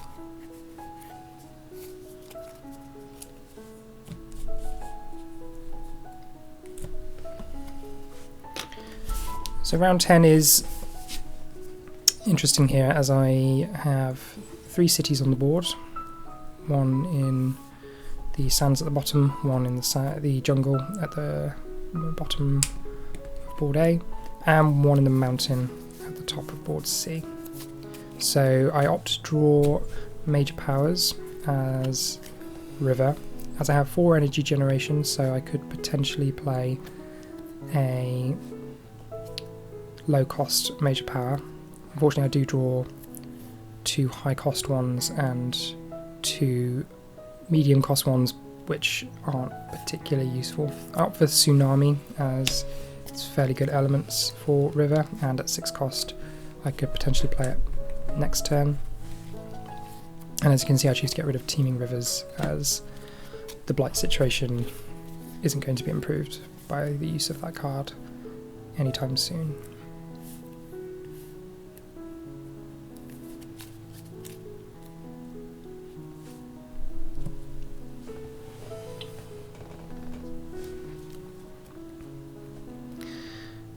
Gain 1 additional energy from the Reclaim Growth option, putting me at 5 energy for the turn for river.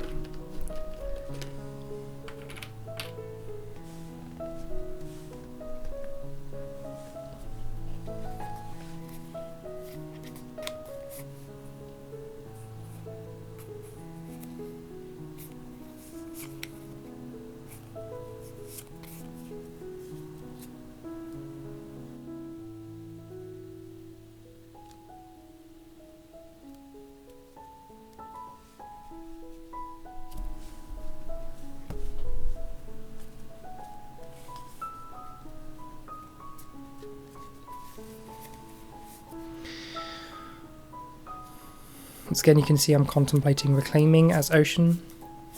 This is something of a reclaim cycle that I'm in now, where I'm just constantly reclaiming, but that's actually not a bad position to be in if you have Reaching Grasp. I draw one of the best late game cards that you can possibly get in this game, which is Winds of Rust and Atrophy. It's a guaranteed way of demoting one city into a town, which often can put you over the edge for victory in Terror level 3. And with 6 defense as well, it's very, very useful against some of those more built up areas, such as that jungle. And at range 3 from a sacred site, it's extremely versatile in where it can be used. And obviously with Reach and Grasp, I can affect anywhere on the board, thanks to my presence in the oceans. So obviously I'm playing that card to be used on the jungle. I do need some further defense in that land though, because there is currently 4 towns for 8 damage, 1 city for another 3 damage, and 1 explorer for a total of 12 damage. So Winds of Rust and Atrophy is reducing that damage by 1 by downgrading, and then defending 6. So I need to find at least another 4 defense.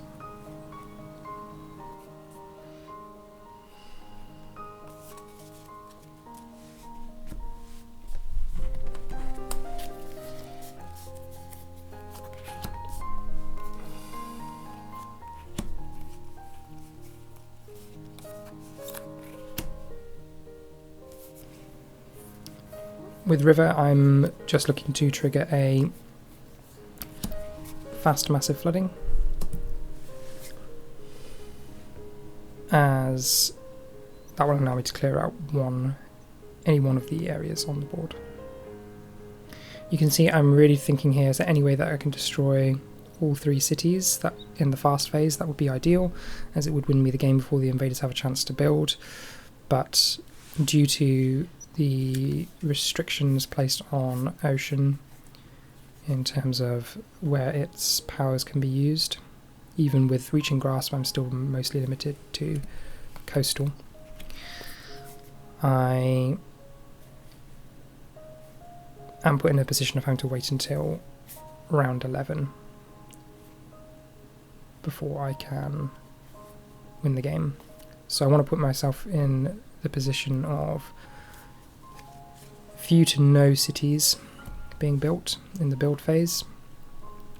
This is made easier by the fact that the explore step was skipped, and by the fact that if I can control the wetlands, then there will be no additional cities popping up this turn.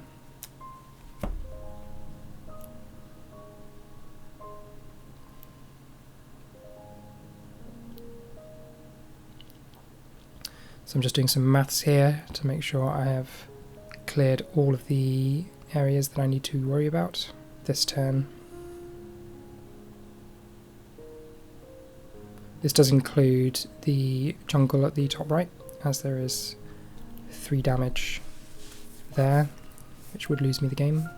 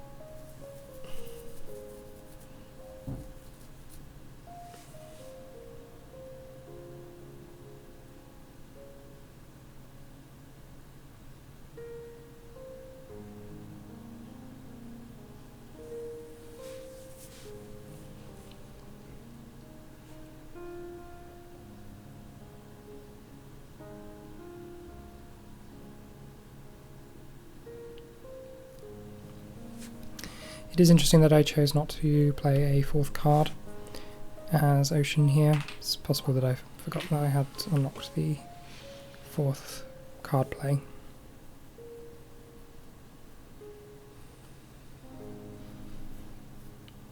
Sometimes when you've been locked in at 3 cards for a good while, it's difficult to remember.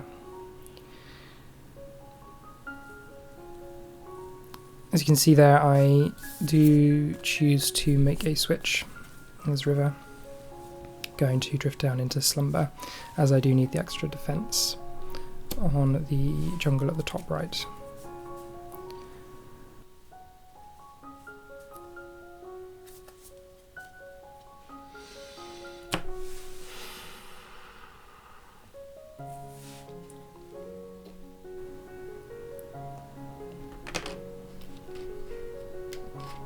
So Winds of Rust and Atrophy there, being used to downgrade and defend for 6.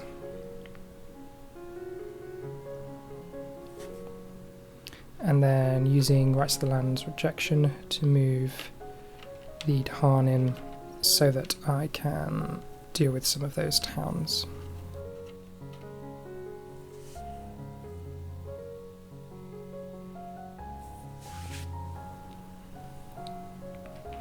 Dark and Twisted Woods places an additional 3 defence in, taking my total defence in that land to 9.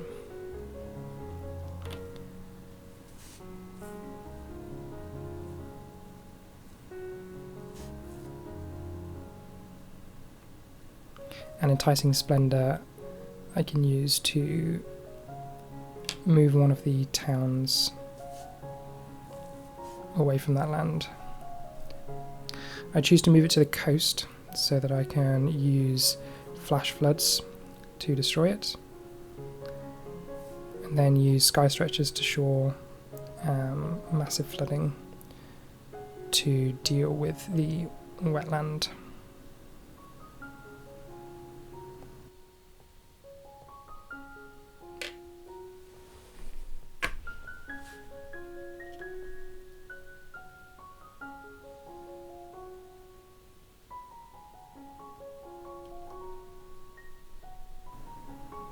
Pushing them into the sands, as it's not a land I need to worry about this turn.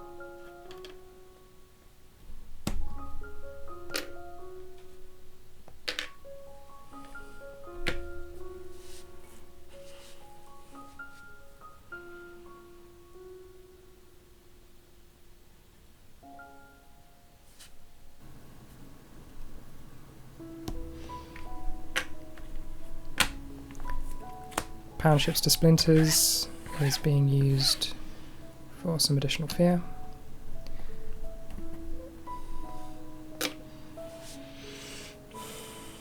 Which gets me another fear card.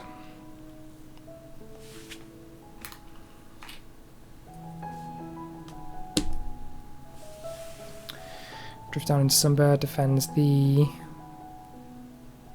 jungle. As you can see, there is still one land that I haven't fixed, which is the wetland in the middle of board A.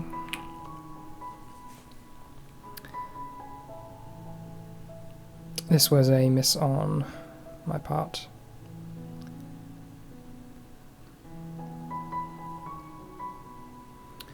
But if I'm lucky, the invader phase the fear card will help me.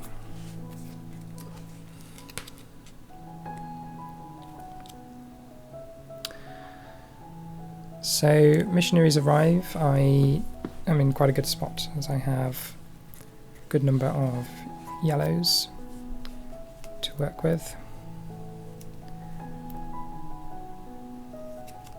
5 currently in play, so I can discard another yellow for 2 and then spend 1 more energy to reach the 8 energy required for Curse the Tongues of the Foreigners.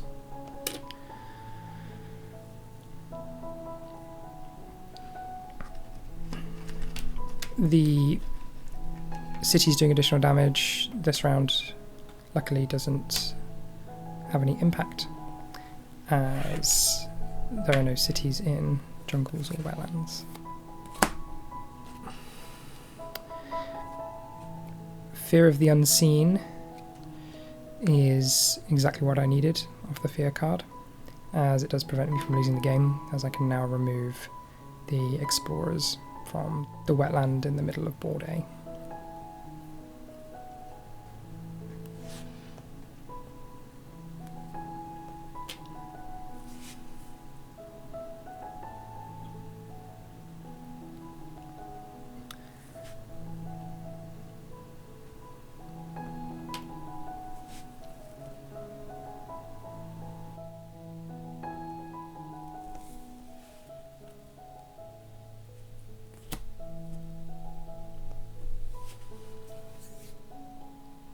In the Ravage, the Dahan finish off the remaining explorers and destroy 3 towns in the jungle.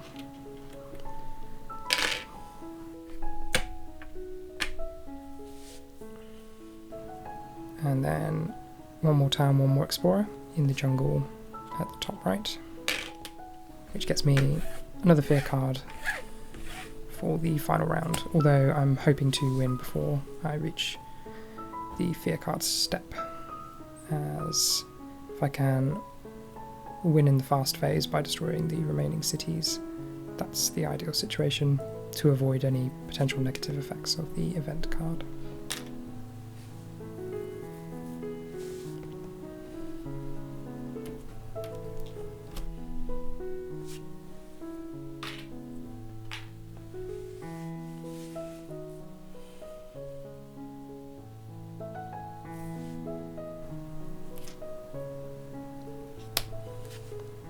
Finally, the Explore is sands and wetlands,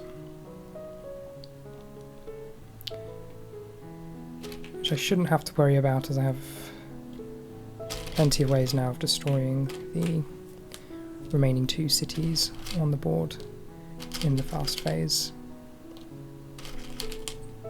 But it's always good to go through the motions of getting the last explorers down. Not least because it's good to check how you did in terms of the remaining invaders on the board at the point that you win.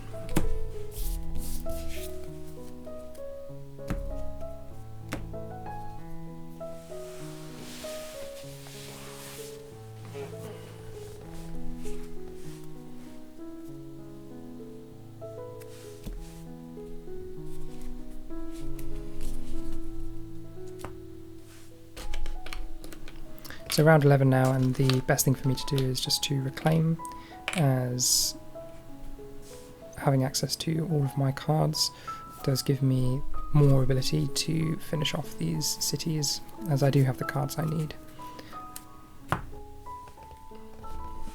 And I do have the presence in the places that I need them.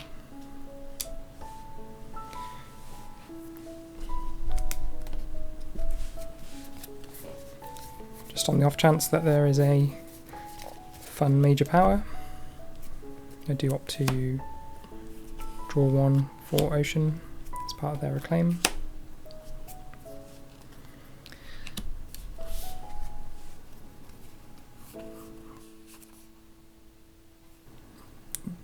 But none of the cards there help me. So I draw mages for River as well. And I draw Cleansing Floods, which is a fantastic card for River. It's medium cost, and River always has presence in wetlands, so very easy to trigger, and often has the water to trigger the additional effect of the card and do huge damage in one land. So I'm going to use Cleansing Floods along with Sky Stretchers to Shore to finish off one of the cities in the fast phase.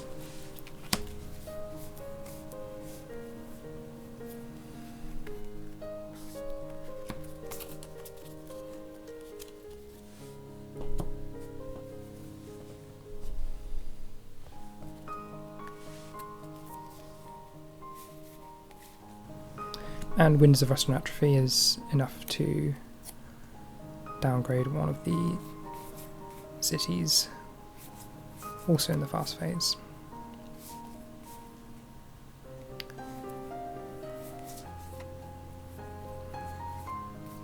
Just Just checking if there's any other way that I can destroy a city. It's always more fun to destroy a city if you can, as opposed to downgrading or removing it. But I have been playing this game for nearly 3 hours, so I think I'm just happy to take the guaranteed win. Sky stretches to shore to make cleansing floods go fast. And then cleansing floods at its maximum damage capacity clears out the sands at the bottom of board A.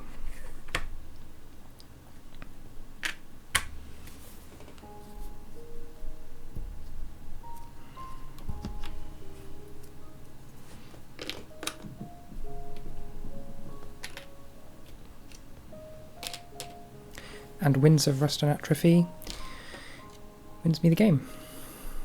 Thanks very much for watching. My next Spirit Island solo playthrough will likely feature a scenario and Bringer of Dreams and Nightmares and Serpent slumbering beneath the island.